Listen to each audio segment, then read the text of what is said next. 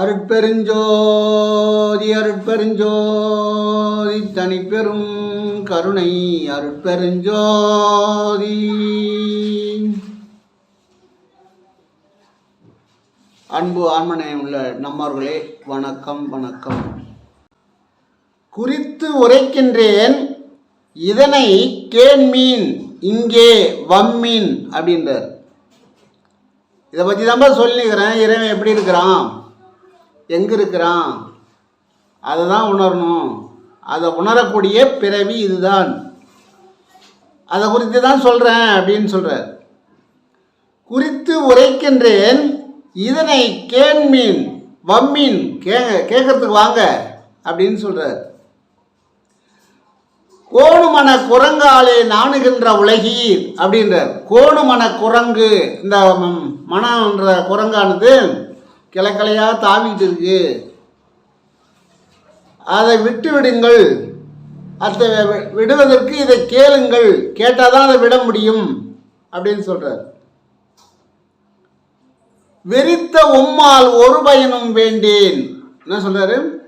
வெறித்த உம்மால் ஒரு பயனும் வேணும். ₹1 கூட இது செலவு தேவையில்லப்பா. அபிஷேகம் பண்ணணும், அது பண்ணணும், இது பண்ணணும், எந்த செலவும் கிடையாது. ஒரு சல்லி காசு கூட செலவு இல்லைன்றார். வெறித்த உம்மால் ஒரு பயனும் வேண்டேன். மெய்யை உரைக்கின்றேன், மெய் உரைக்கின்றேன். என் உரை மெய் உரை, இது பொய் உரை என்று வேறு நினையாதீர். பொய் சொல்றேன்னு வேறு நினைக்காதீங்க அப்படின்றார். பொருத்தம் அத சமயம் எல்லாம் பொய்யே அப்படின்றார். இந்த சமயம் எல்லாம் பொய் அப்படின்றார். பொருத்தம் அத சமயம் எல்லாம் பொய்யே, அதில் புகுதாதீர். அதில் பூந்துட்டீங்கன்னா நீங்கள் மீண்டு வர முடியாது. அதில் பூந்துட்டா மீள முடியாது. அதில் புகுதாதீர். சிவன் ஒன்றே பொருள் என கண்டறிமீன். சிவன் ஒன்றே பொருள் என கண்டறிமீன். சிவன்தான், அந்த சிவன்தான் நம்மளை வழி நடத்துகிறார். அந்த சிவம் எல்லா உயிரிலும் இருக்கிறார், அதை கண்டறிமீன் அப்படின்றார். தில்லை நாயகன் அவனே. தில்லையில் ஆடினான நாயகன் நடராஜன். தில்லை நாயகனும் அவனே, திருவரங்கனும் அவனே, திருவரங்கனும் அவனே, எல்லையான புவனும் ஏகமூர்த்தியானவன் அவனே.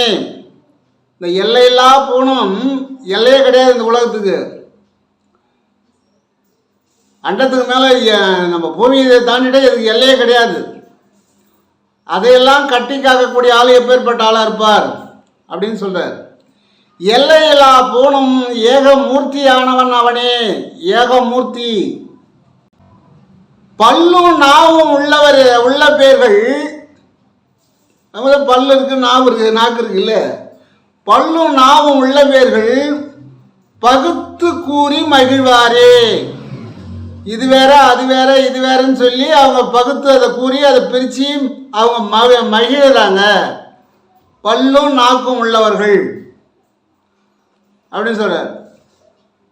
வல்லவங்கள் பேசுவார், நல்லா பேசுவார். இவர் வேற அவர் வேற, இது அது செஞ்சாரு, அவர் அதை செஞ்சாரு, அப்படி இப்படின்னு பிரிச்சிருவாங்க.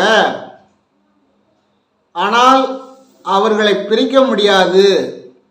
எள்ளுக்குள் எண்ணெய் போல் நிறைந்திருப்பார்கள்.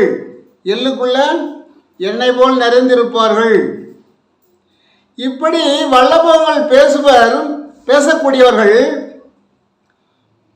வாய்ப்புழுத்து மாண்டு போவார். வாய்ப்புழுத்து மாண்டு போவார். இவர் மேலேற முடியாது. இப்படி பேசி பேசியே வாய்ப்பு நம்முடைய பிராணம் போயிடும் அப்படின்ற. தில்லை அம்பலத்தில் நடனமாடும் நடராஜனும் அவனே, திருவரங்கத்தில் வீற்றிருக்கும் அருள் பாலித்து இருக்கக்கூடிய தில்லை ரங்கனும் அவனே. புவனங்கள் அனைத்திற்கும் ஒரே மூர்த்தியாக இந்த அண்ட சராசரமும் ஒரே மூர்த்தியாக திகழ்பவனும் அவனே.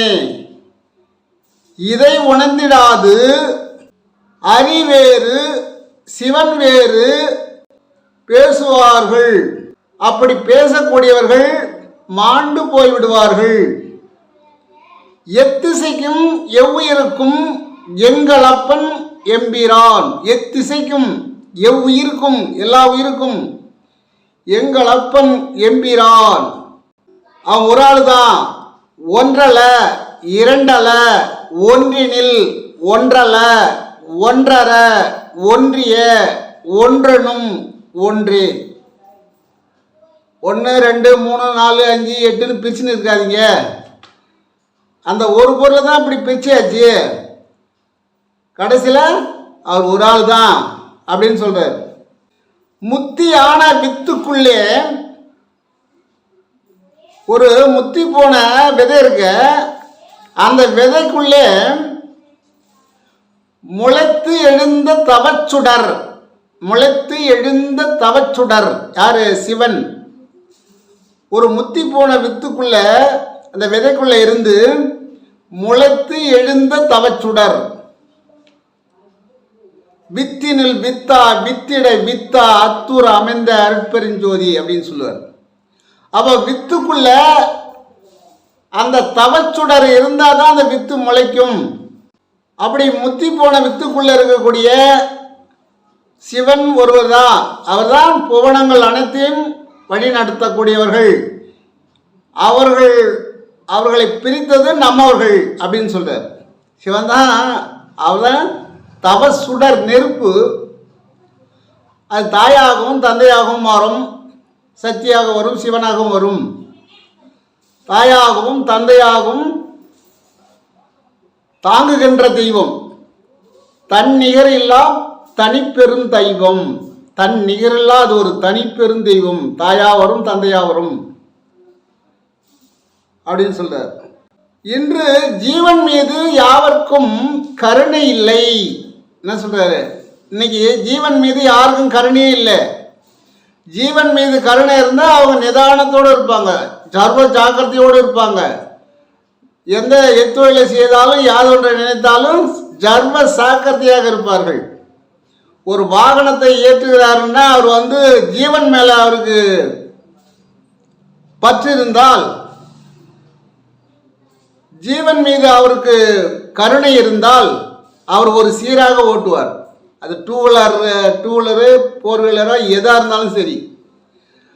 நம் உள்ள இருக்கிற ஜீவன் தான் அனைத்து உயிர்களிடத்திலும் இருக்கிறது. இந்த ஜீவன் அழிக்கக்கூடாது, அழிக்கக்கூடிய வல்லமை நம்மகிட்ட இல்லை, அது இறைவன்கிட்ட இருக்கு அப்படின்னு நிதானம் பண்ணி ஓட்டுறான்னா அவன் ஜீவனை மதிக்கிறாருன்னு அர்த்தம். இப்போ நிதானம் தவறி ஓட்டிகிட்டு இருக்காங்க, ஜீவனை அழிச்சுடுறாங்க, அவ்வளோதான். அவர் உள்ளே இருக்கிற ஜீவனை மட்டும் அழிக்கல, அங்கே நடமாடும் ஜீவனையும் சேர்த்து அழிச்சிட்டு போயிடுறாரு. அப்ப என்ன சொல்றாரு? ஜீவன் மீது உங்களுக்கு கருணை இல்லை, உயிர் மீது கருணை இல்லை அப்படின்னு சொல்றாரு. ஜீவனை, இந்த உயிரை ஒரு காசுக்கு கூட நீங்கள் மதிக்கவில்லை. ஒரே ஒரு நயா பைசா கூட மதிக்கல, ஜல்லி காசு கூட நீங்க மதிக்கல. இது போனா வராது, பொழுது போனா தங்காது என்பது உங்களுக்கு தெரியவில்லை, புரியவில்லை அப்படின்னு சொல்றாரு. இந்த உடம்புல இருக்கிற ஜீவன் வெளிப்பட்டு விட்டால் திரும்ப வராது. கறந்த பால் மடி புகாது, கடந்த வெண்ணெய் மோர் புகாது. இறந்த உயிர் மீண்டும் அந்த உடம்புல புகாது. அதுபோல ஜீவன் மீது உங்களுக்கு கருணை இல்லை. உறுதியாக சொல்லலாம், உறுதியா சொல்றேன், உங்களுக்கு அந்த ஜீவன் மீதே கருணை இல்லை. நீங்க ஜீவகாருண்யம்னு சொல்றீங்க. எதிரே போகக்கூடிய ஜீவனை நீங்க காக்கணும், அந்த ஜீவனை அழிக்கக்கூடாது, அது துன்புறுத்தக்கூடாது. அப்படின்னா அவங்க நிதானமா வண்டி ஓட்டுவாங்க, இன்னைக்கு ஆக்சிடென்டே ஆகாது. ஜீவன் மீது கருணை இருந்தால் அது எந்த வாகனமா இருந்தாலும் சரி ஆக்சிடென்ட் ஆகாது. அதுவா பழுதானாலும் அந்த அளவுக்கு ஜீவனை துன்புறுத்தாது, அது இறைவன் பார்த்துக்குவான். அப்ப ஜீவனை சல்லி காசு கூட மதிக்காமல், நீங்கள் தன்னை அறியாமல், தன்னை உணராமல் அழிந்து விடுகிறீர்கள், ஜீவனை நாசப்படுத்தி விடுகிறீர்கள் அப்படின்னு சொல்றார். பணத்தின் அவசியம், பணம் இருந்தால் தான் இன்பம் கிடைக்கும் அப்படின்னு சொல்லிட்டு பணத்தை தேடி தேடி நீங்கள் பணத்தை சம்பாதிக்கிறீர்கள், தவறில்லை. அதிலிருந்து இன்பத்தை அனுபவிக்கிறீர்கள், தவறில்லை. பணத்தை பெறுவதற்கும் இன்பத்தை அடைவதற்கும் ஜீவன் தேவையா இல்லையா?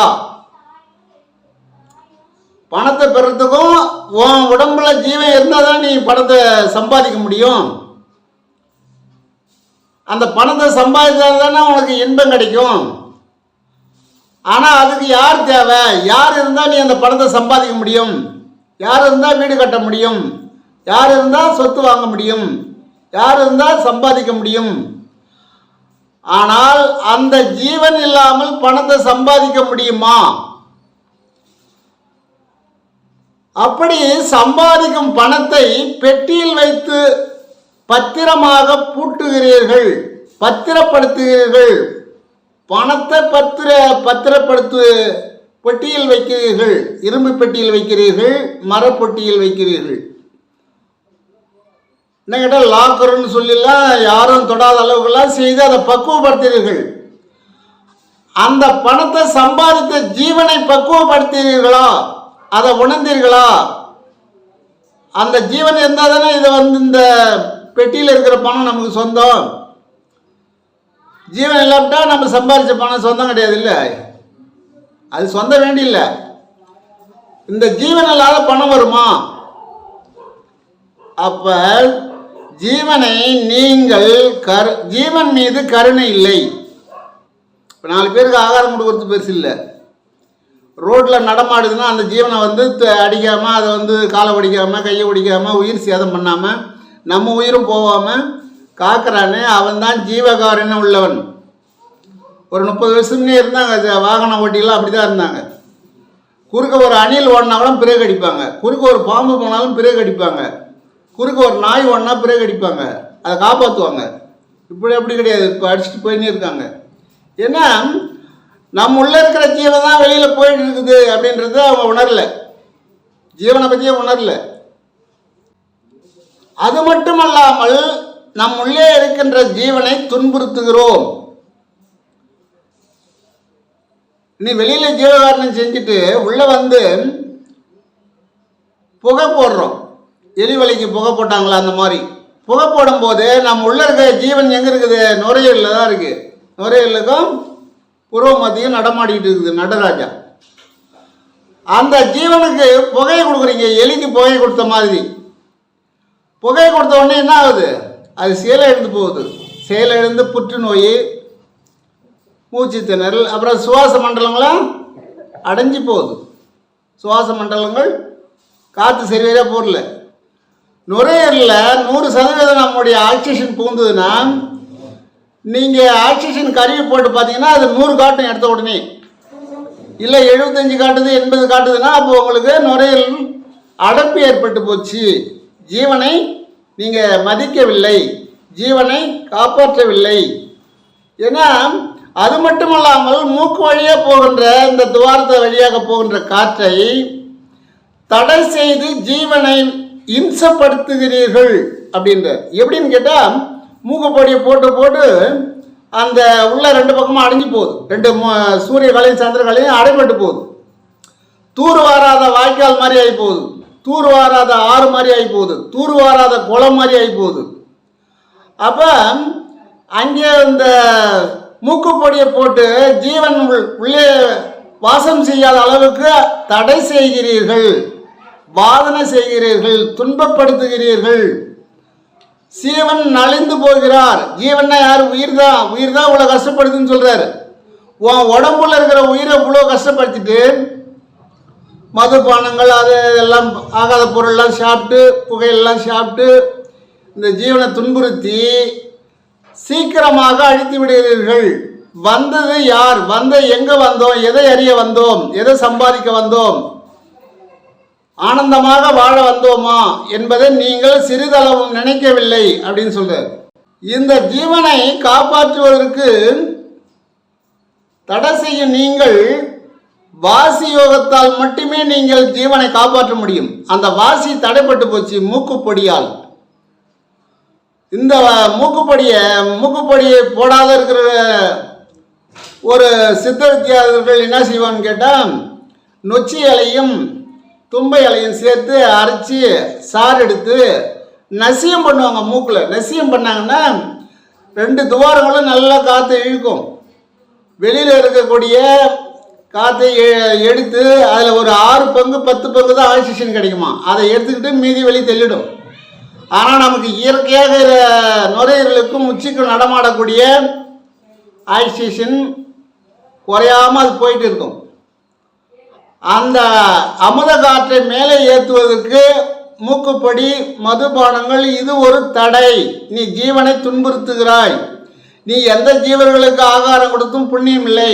உன் உள்ளே இருக்கக்கூடிய ஜீவனை அழித்து விட்டாய், அதை நலிவடைய செய்து விட்டாய் அப்படின்னு சொல்ற.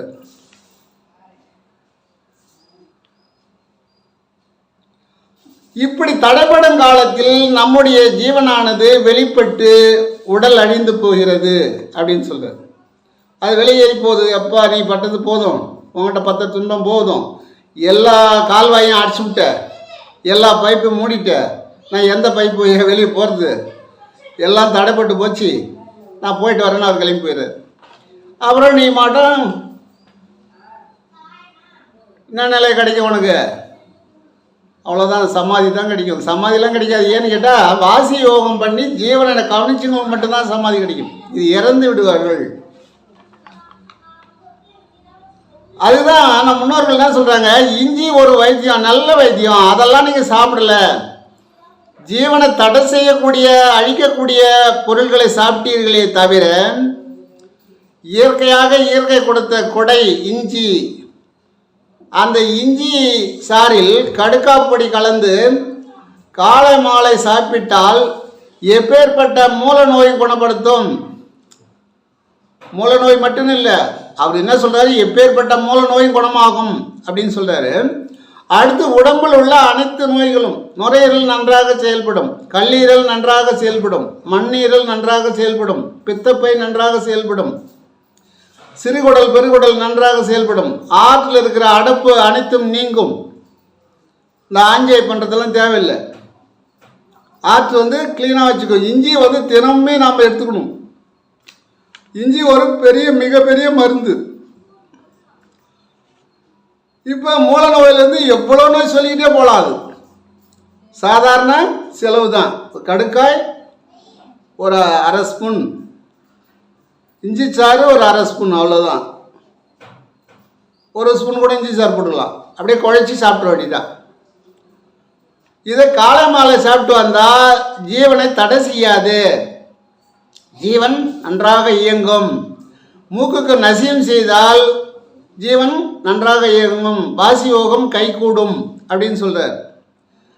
நம் முன்னோர்களாகிய வள்ளல் பெருமான் தீப்பூண்டு பச்சிலையை கசக்கி சார் எடுத்து இறந்த கிளியின் வலது காதில் விட்டால் கிளி பிழைக்கும் சிறிது காலம். என்ன சொல்றாங்க, மேஜிக் மாதிரி செஞ்சு காட்டலாம். இந்த பச்சிலையினுடைய சக்தி, இறந்த கிளி பிழைக்கும், வலது காதில் விடணும் அப்படின்னு சொல்றாரு. அது ஒரு சில காலம்தான் அப்படின்னு சொல்றாரு, ரொம்ப நாளைக்கு இருக்காது அப்படின்னு. அதே இறந்து போன மனிதனின் வலது காதில் விட்டால் அவன் பிழைப்பான், கொஞ்ச நாளைக்கு இருப்பாங்க. ஏன்னு கேட்டால் முதல்ல நீ ஜீவன் கொடுத்தன பண்ண முடியாது, அழிச்சிட்டு உள்ளே இருக்கிற வீடெல்லாம் ஒழுகுது. அந்த வீட்டு உள்ள ஜீவன் இருக்க முடியல. வாடகை கொடுத்துட்டு இருந்த ஜீவன், அந்த ஜீவன் என்ன பண்ணிச்சு, ஒரு நாளைக்கு 3 வேளை வாடகை கொடுத்தது. நம்ம மாதம் ஒரு நாளைக்கு வாடகை கொடுக்குறோம். 3 வேளை வாடகை கொடுத்துருந்த ஜீவனை நாம் அதை சித்திரவதை செய்து அழித்து விட்டோம்.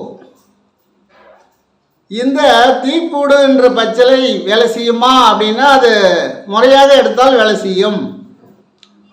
அதுக்கு நாள் இருக்கு. அதுக்கு வளர்பிறையில் சஷ்டியில் அதுக்கு சாப விமோசனம் நீக்கி எடுத்தால் நம் முன்னோர்கள் செய்தது கண்டிப்பாக கைகூடும். அது பொய்யல்ல. நமக்கு ஆபத்து வருங்காலத்தில் ஓடி வந்து வேலை செய்யக்கூடிய வேலைக்காரன் யார்? ஒரு ஆபத்து வந்துடுது, அந்த இடத்துல யாரையாவது கூப்பிடணும். ஆனால் மனுஷால கூட அவ்வளோ சீக்கிரம் வரமாட்டாங்க. ஆனால் கூப்பிட்ட குரலுக்கு உடனே வந்தவன் யார்? கூப்பிட்ட குரலுக்கு உடனே வரக்கூடியவர் யார்? நம்முடைய வேலைக்காரன் யார்? நமக்கு வேலைக்காரனாக செயல்படக்கூடியவர் யார் அப்படின்னு கேட்குறாங்க. யாருமே கிடையாது. யாருன்னு கேட்டா, நம்ம ஜீவனை நாம் நேசித்தால் ஜீவனை அவனை காப்பாற்றும். நேசிக்காதவர்கள் என்ன செய்வாங்க? முருகப்பெருமானை வணங்குவார்கள். முருகப்பெருமான் மீது அதிக பற்று உள்ளவர்கள் பாம்பன் சாமிகள், அருணகிரிநாதர், வள்ளல் பெருமான், இன்னும் ஏகப்பட்ட பேர். முருகன் வந்து பாம்பன் சாமிக்கு உடல்நல பாதிச்சு அவர் ஆஸ்பத்திரியில் இருக்கும்போது நான் குணப்படுத்திட்டேன் போன வேலை கொண்டு வந்து அந்த இடத்துல வச்சாராம். காலில் குணப்படுத்திட்டேன் அப்படின்னாரு. அப்போ அவர் ஒரு வேலைக்காரனாக வந்து தானே ஹாஸ்பிட்டலில் வந்து தன்னுடைய வேலை கொண்டு வந்து அந்த இடத்துல வச்சு குணமாயிடுப்பா பயப்படாதுன்னு சொன்னார். வேலைக்காரனாக ஓடி வந்து நமக்கு வேலை செய்யக்கூடியவன் வேலவன். அது வேலைக்காரன் தான் நம்முடைய வேலவன். அதனால தான் முருகப்பெருமான் அப்படின்னு சொன்னாங்க. அப்ப அதே முருகப்பெருமான் தான் சிவனாகவும் இருக்கின்றார். சிவன் தான் முருகப்பெருமானாக வருகின்றார். அந்த முருகப்பெருமான் தான் ஞான சம்பந்தராக வருகின்றார். இப்படி அவங்க பல அவதாரங்கள் எடுத்துக்கிட்டே போவாங்க, அவதார புருஷர்கள். ஆனா முருகன் என்ற வடிவத்தில் கூப்பிட்ட உடனே ஓடி வந்து வேலை செய்யக்கூடியவன் வேலவன், நம்முடைய வேலை செய்யக்கூடியவன். நாம் அவர் மீது பற்று வைத்தால் நம்முடைய வேலை நடக்கும். பற்றுனா அது ஒரு 5 பவுன் செயின் எடுத்து போடுறேன், தங்கத்தால் வேல் எடுத்து போடுறேன், தங்கம் மயில் செஞ்சு வைக்கிறேன், அதெல்லாம் கிடையாது. அதெல்லாம் வந்து லஞ்சம். முருகான்னு உருக நினைச்சார் வாரியார் சாமிகள். அவர் ஆயுள் முழுக்க எந்த நோயும் கிடையாது. ஆகாயத்திலே இருந்தார். ஆகாயம் மூலமாகவே அவர் பரநிலை அடைந்தார், பரத்துக்கு சென்றார். பரத்தினில் பரமே, பரம்பெரும் பரமே, வனம் பெறும் பரமே, வனம் பெறா பரமே, சத்திய பதமே, சத்துவ பதமேன்னு பரத்துக்கு போய் சென்றார் வாரியார் சாமிகள். ஏன்? கூப்பிட்ட உடனே ஆகாய மார்க்கமாக தன்னுடைய ஜீவனை கொண்டு சென்றவர் முருகப்பெருமான். ஏன்னா வயது கடந்து போச்சு, அவரே வந்து போகணும்னு நினச்ச பிறகுதான் அவர் போனார். அவர் இருக்கணும்னு நினச்சா இன்னும் கூட இருக்கலாம். வயது முதிர்ந்து போச்சு, பிறகு தேவையில்ல, பற்றற்றுட்டு போச்சு. அதனால்தான் முருகன் வேலைக்காரனாக வருவான். அதனால் எனக்கு தெரிந்தவற்றை தங்களுக்கு தெரிகின்றேன். இதில் நல்லவையை மட்டும் எடுத்துக்கொள்ளுங்கள். அருட்பெருஞ்சோதி அருட்பெருஞ்சோதி அருட்பெருஞ்சோதி தனிப்பெரும் கருணை அருட்பெருஞ்சோதி.